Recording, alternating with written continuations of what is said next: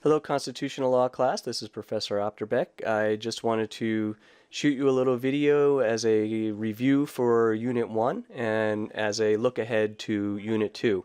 It was great to be with you all for the first time in class this past Saturday.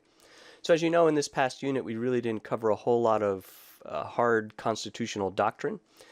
We introduced the concept of a constitutional rule of law, and we did that through a really interesting discussion about whether it's actually possible to have a commonwealth with a rule of law based on things people value, as opposed to merely a rule of power and violence. And of course, we didn't resolve that discussion, but it does set up, I think, in an interesting way, what we're trying to do when we talk about a constitution and constitutional law. We looked at the structure of the 1789 Constitution and its amendments, and we talked about some of our reflections on that document. And as I mentioned in class and in the intro videos to Unit 1, this first semester of Constitutional Law 1 is really a structural class. We're primarily looking at what authorities are granted in the 1789 Constitution to the various branches of the federal government in relation to the states. We talked about the principle of judicial review, and we did that through the famous case of Marbury v. Madison. We also looked at how that principle of judicial review extends to constitutional issues arising in state courts. We looked at how the issue has come up historically and particularly in Cooper v. Aaron during the fights over desegregation. And as I mentioned, we'll come back to those issues next semester when we talk about the 14th Amendment and the Civil Rights era. In relation to the principle of judicial review, we asked whether Congress could overrule a Supreme Court decision, and we said that the answer, according to the Supreme Court, is no, if the decision creates a constitutional rule.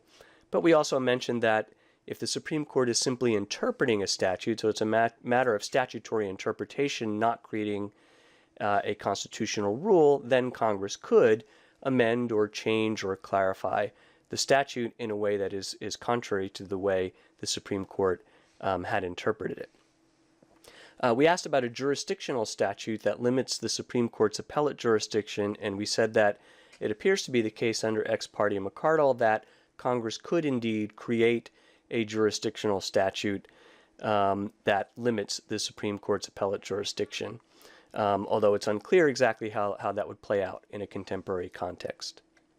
We then asked about judicial review and the executive branch, and we first asked whether the Supreme Court interpretations of the Constitution bind the president. And we said that the consensus seems to be that it ought to, but that we really haven't had the kind of clear constitutional crisis where that has firmly been decided. We also talked about administrative agencies, and as we mentioned, this is really an issue that you would cover in depth in an administrative law class, but we did say that the Supreme Court does review administrative agencies within the executive branch interpretation of statutes. It does so under a pretty deferential standard, but still does review those things. All right, now we looking ahead to Unit 2. We will be covering the case or controversy requirement, and that includes advisory opinions, standing, mootness, ripeness, and the political question doctrine. As I mentioned in the videos for this unit, this is stuff that many of you are going to deal with in your everyday practice, because this has to do with when a federal court can hear a matter. So it goes really to the heart of what the role of federal courts are. And you'll be happy to see, I think, that there are some rules and tests in the case law that you will be able to apply to fact patterns, although as you'll see, they can be a little bit fuzzy as well.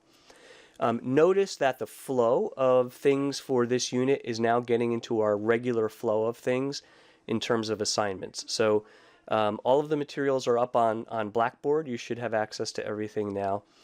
There is an initial discussion post due on September 1st, and then there are follow-up response posts due on September 5th. So just watch that, get those initial posts up, and then put your responses up.